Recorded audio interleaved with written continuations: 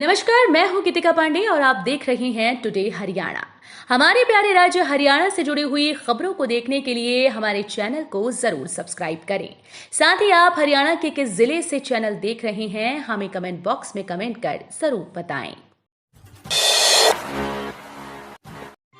रोहतक वासियों को दीपावली का तोहफा, सीएम ने वीडियो कॉन्फ्रेंसिंग के माध्यम से एलिवेटेड पार्ट 2 का किया उद्घाटन।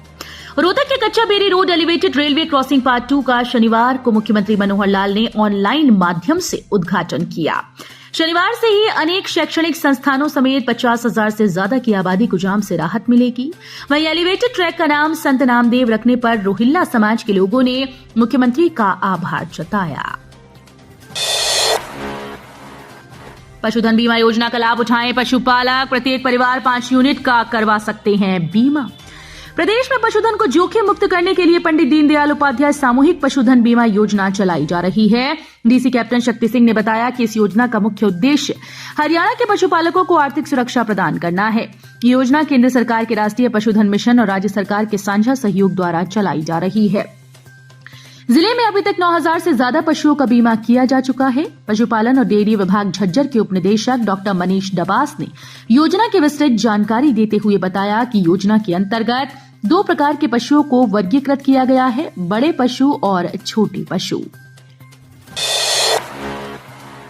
त्योहारी सीजन में ऑनलाइन पेमेंट करते समय रखें सावधानी, नहीं तो हो सकता है आपके साथ फ्रॉड। त्योहारी सीजन चल रहा है, ऐसे में ऑनलाइन पेमेंट करते समय सावधानी का प्रयोग करें। वहीं अनेक साइबर क्राइम भी लगातार बढ़ते जा रहे हैं। यही कारण है कि पुलिस ने एडवाइजरी जारी की। पिछले कुछ दिनों में लोगों के साथ ठगी भी हुई, जिसकी शिकायत साइबर थाने में की गई। ऐसे में पुलिस अब लगातार लोगों को जागरूक कर रही है ताकि साइबर क्राइम से बचा जा सके। जोखिम से भरे कार्यों में अनुबंध पर लगे सभी कर्मचारियों का होगा बीमा, मिलेगी इतनी क्लेम राशि। हरियाणा में सरकारी विभागों, सरकारी कंपनीज, पालिकाओं और स्वायत्त संस्थानों में अनुबंध आधार पर लगे सभी अनुबंध कर्मचारियों का बीमा होगा। हादसे में मौत या दिव्यांग होने पर 10 लाख रुपए तक की सहायता राशि मिलेगी। जहरीली हवा घोट रही मासूमों का दाम, अस्पताल में बड़ी संख्या, चिकित्सकों ने बच्चों के लिए दी ये सलाह। जिले की आबोहवा रोजाना जहरीली हो रही है। हालांकि प्रशासन ने पराली जलाने पर प्रतिबंध लगाया हुआ है। इसके बावजूद पराली जलाने के केस खत्म होने का नाम नहीं ले रहे, लिहाजा धुआं अब सांसों में रमने लगा है। हालात ये है कि अब लोगों के लिए सांसें लेना भी दुश्वार होने लगा। नवंबर महीने में स्थिति ज्यादा बिगड़ी है। आंकड़ों की बात करें तो 30 अक्टूबर को AQI 119 था, लेकिन 31 अक्टूबर को अंबाला का वायु गुणवत्ता सूचकांक 100 दर्ज किया गया, जो कि अच्छी हवा का सूचकांक है। लेकिन 1 नवंबर को स्थिति बिगड़ गई और वायु गुणवत्ता सूचकांक 169 पर पहुंच गया। रोहतक को जल्द 3 फुट ओवरब्रिज मिलेंगी। रोहतक के मेयर मनमोहन गोयल ने कहा कि शहर में जल्द ही 3 फुट ओवरब्रिज बनेंगे। तीनों का टेंडर हो चुका है, जिनका जल्द ही काम शुरू होगा। जिनमें से 1 फुट ओवरब्रिज IC कॉलेज के सामने, दूसरा जाट कॉलेज के सामने और तीसरा सेक्टर 1 से सेक्टर 14 की तरफ खुलेगा। इसके लिए एस्टीमेट दिया हुआ है। इनके बनने से लोगों को सड़क पार करने में आसानी होगी।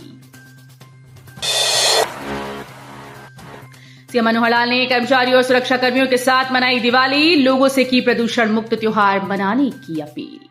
मुख्यमंत्री मनोहर लाल ने शनिवार को चंडीगढ़ स्थित अपने आवास संत कबीर कुटीर में कार्यरत कर्मचारियों और सुरक्षा कर्मियों के साथ दिवाली का त्योहार मनाया। इस दौरान पुलिस महानिदेशक शत्रुजीत कपूर, ADGP CID आलोक मित्तल, मुख्यमंत्री के OSD भूपेश्वर दयाल सहित मुख्यमंत्री आवास के तमाम अधिकारी मौजूद रहे। हरियाणा में MSP पर फसल बेचने के लिए बदलाव। हरियाणा में न्यूनतम समर्थन मूल्य MSP पर फसल बेचने के लिए सरकार ने बड़ा बदलाव किया। अब किसानों को इसका लाभ लेने के लिए मेरी फसल मेरा ब्यौरा पोर्टल पर रजिस्ट्रेशन करना जरूरी होगा। रबी 2023 के लिए हरियाणा का वेब पोर्टल मेरी फसल मेरा ब्यौरा 12 नवंबर से एक्टिव हो जाएगा। सरकार ने वर्ष 2023 की फसल पंजीकरण में पंजीकृत भूमि का मालिकाना हक रखने वाले किसानों के लिए फसल पंजीकरण के तरीके में ये बदलाव किया है। HSSC का ग्रुप D अभ्यर्थियों को झटका। हरियाणा स्टाफ सिलेक्शन कमीशन ने ग्रुप डी अभ्यर्थियों को बड़ा झटका दिया। आयोग ने तय किया कि आंसर की में ऑब्जेक्शन लगाने वाले अभ्यर्थियों को 100 रुपए फीस देनी होगी। आयोग की तरफ से बताया गया कि आंसर की अब दीपावली के बाद ही जारी की जाएगी। इससे पहले आयोग की तरफ से ग्रुप सी के लिए भी आंसर की में ऑब्जेक्शन लगाने वाले अभ्यर्थियों से फीस ली गई थी। नेशनल टेस्टिंग एजेंसी ने ग्रुप डी को लेकर आयोग से पूछा था कि क्या ग्रुप सी की तरह ग्रुप डी के आंसर की में ऑब्जेक्शन लगाने वाले अभ्यर्थियों से फीस ली जाएगी। इसके बाद आयोग की तरफ से फीस को लेकर स्पष्ट कर दिया गया कि लेट फीस के रूप में 100 रुपए लिए जाएंगे। हरियाणा के किसानों को 2000 प्रति एकड़ मिलेंगी। हरियाणा के किसानों को कृषि वानिकी योजना के तहत 2000 रुपए प्रति एकड़ प्रोत्साहन राशि दी जाएगी। रोहतक के डीसी अजय कुमार ने किसानों का आह्वान किया कि वे प्रदेश सरकार द्वारा शुरू की गई कृषि वानिकी अनूठी योजना का 15 दिसंबर तक पंजीकरण करवा सकते हैं। ये योजना प्रदेश के 12 जिलों में लागू की गई, जिसमें रोहतक भी शामिल है।